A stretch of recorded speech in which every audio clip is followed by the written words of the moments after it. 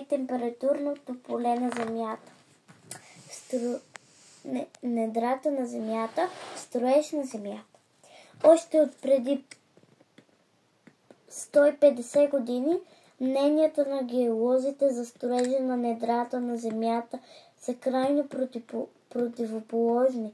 Една част от учените смятат, че вътрешността и представлява огромна горяща топка газове. Други защитават тезата, че Земята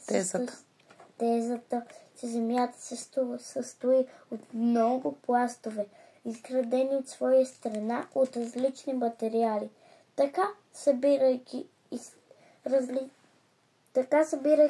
изследвайки скали от различни области на Земята, учените се опитват да обяснят промените на повърхността. И още през това пише 1835. 1835 година. 1835 година. Геологът Хенри Делабич. Какво е това? 1796. 1796-1855.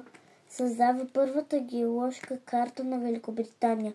В началото на 90-те години на миналия век при пробиване с сонда в земната кора в Германия е достигната голяма дълбочина на 9100 метра. 9100 метра, обаче работата трябва да бъде спряна, тъй като чупливостта на скалите, както и достигането до слоеве с температурата 28,0 градуса, 280 градуса, които освен това могат да се променят пластично формата си, представляват препятствия и пред най-модерните технологии. На полуостров Кола, на територията на бившия Съветски съюз, инженерите успяват да достигнат дори до дълбочина 12,260 метра. 12260 метра. 12260 метра.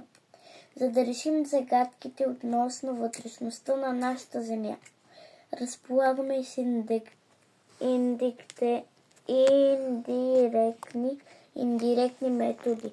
Към тях спадат проучването на сейзмичните вълни, които се наблюдават при експлозии и земетресения, изследванията на магнитното и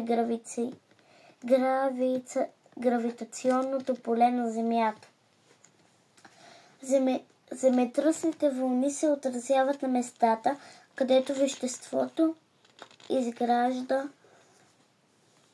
изграждащо скалите, се изменя, преминаващо един вид в друг и където става преходът от земната кора към мантията и към ядрото. На тези места сейзмичните вълни се връщат обратно към Земята. Какво ми се смее? Ядрото, а не ядрото. Където биват регистрирани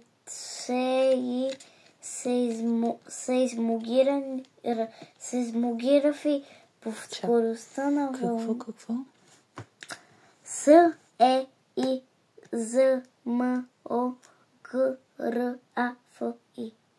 Сейзмографи. Сейзмографи по скоростта на вълните и дълбочината, на която се отразяват, може да се правят изводи за вътрешността на Земята. Така, например, днес е известно, че земната кора представлява най-външния слой на Земята, който се състои от сравнително леки скални образования. Под него се намира мантията, която от външната си страна е изградена от твърди скали, а навътре